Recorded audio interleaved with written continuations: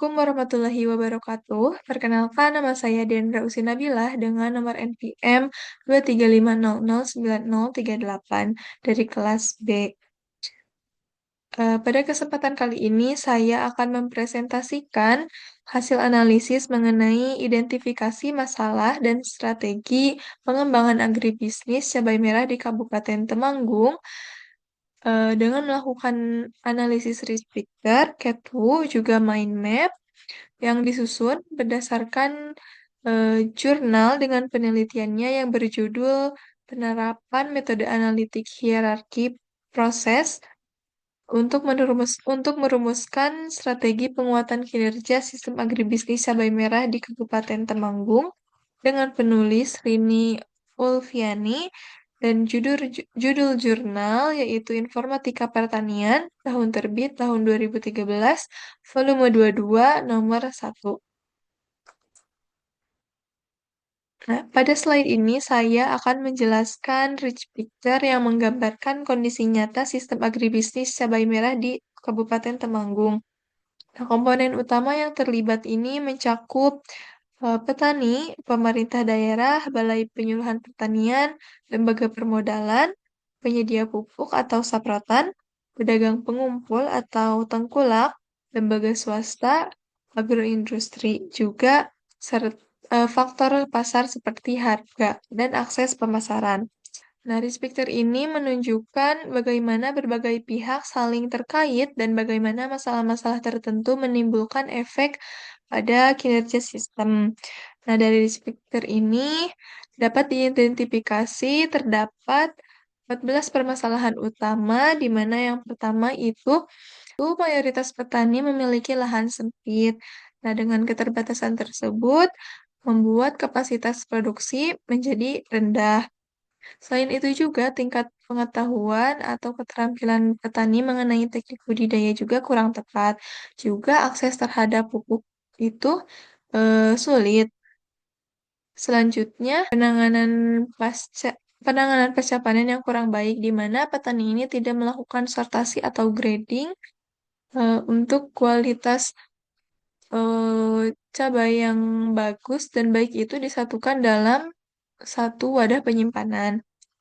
Selain itu, eh, kurangnya peran lembaga swasta dalam investasi pupuk, juga minimnya fasilitas pelatihan atau penyuluhan terhadap petani, mau itu mengenai manajemen ataupun pemasaran, juga kurangnya fasilitas pelatihan atau penyuluhan mengenai teknik pasca panen yang baik, juga budidaya yang baik. Juga ada minimnya keterlibatan pemerintah daerah, mau itu dari eh, membuat kebijakan SOP budidaya, juga mengenai bantuan input input produksi. Nah, selain itu juga ada permasalahan mengenai fluktuasi harga, juga posisi tawar tani rendah, dan minimnya informasi harga. Nah, selain itu juga petani masih tergantung menjual hasil panennya itu kepada tengkulak, juga terikat dengan sistem ijon. Nah, selain itu juga peran lembaga permodalan belum optimal, di mana seperti sistem kredit KUR itu belum bisa digunakan untuk petani kecil. Nah, untuk permasalahan yang terakhir yaitu petani belum melakukan atau belum membentuk kemitraan dengan industri besar. Selanjutnya, untuk memahami struktur sistem secara lebih mendalam, maka digunakan analisis menggunakan metode pendekatan CATWO. Di mana yang pertama itu ada customers atau pihak yang menerima manfaat lebih terbesar dari transformasi ini, yaitu petani, pedagang pengumpul, dan pelaku pasar, lalu industri pengolahan, konsumen, serta masyarakat lokal. Selanjutnya, aktors atau pihak-pihak yang terlibat secara langsung dalam proses transformasi ini, yaitu petani, penyuluh pertanian lapangan, distributor pupuk, dan sarana produksi pertanian, juga lembaga pembiayaan, pedagang besar atau bandar, industri pengolahan cabai, serta pemerintah daerah. Adapun transformasi atau perubahan kondisi lama menjadi kondisi baru yang diinginkan, yaitu transformasi agribisnis cabai merah ini bertujuan untuk memperbaiki sistem yang lebih kuat dan efisien dengan ketersediaan input yang lebih baik, peningkatan teknik budidaya dan pasca panen, akses modal yang lebih mudah, kemitraan yang menguntungkan, serta stabilitas harga yang lebih terjaga bagi petani. Selanjutnya yaitu worldview atau pandangan yang menjelaskan mengapa transformasi ini penting dan perlu dilakukan, yaitu sistem agribisnis cabai merah yang kuat merupakan kunci untuk meningkatkan kesejahteraan petani dan memperbaiki struktur pasar yang selama ini merugikan petani. Sistem agribisnis yang lebih terintegrasi juga meningkatkan daya saing komoditas cabai, menciptakan kepastian usaha bagi pedagang dan industri, serta memperkuat ketahanan ekonomi lokal. Nah, dengan adanya sistem yang lebih stabil dan efisien ini, keberlanjutan usaha tani cabai merah dapat terjaga dalam jangka panjang. Selanjutnya ada owners atau pihak yang mengendalikan atau memiliki kewenangan untuk memulai, mengubah, atau menghentikan transformasi, yaitu pemerintah Kabupaten Temanggung. Selanjutnya yaitu environment atau faktor eksternal yang menjadi batasan sistem, yaitu belum adanya komitmen antar pihak seperti petani, pedagang besar, lembaga pembiayaan, distributor pupuk, pemerintah daerah, juga industri pengguna cabai. Nah, selanjutnya mind map pada slide ini menjelaskan strategi pengembangan yang melibatkan berbagai lembaga. Yang pertama itu ada petani, dengan pengembangan yang dilakukannya itu, yang pertama, upgrade diri. Nah, upgrade diri ini bisa dilakukan dengan meningkatkan pengetahuan melalui pelatihan dan pendampingan, juga menerapkan teknologi baru dalam budidayanya. Selain itu, ada kerjasama, yaitu berkolaborasi dengan industri, swasta, dan pemerintah.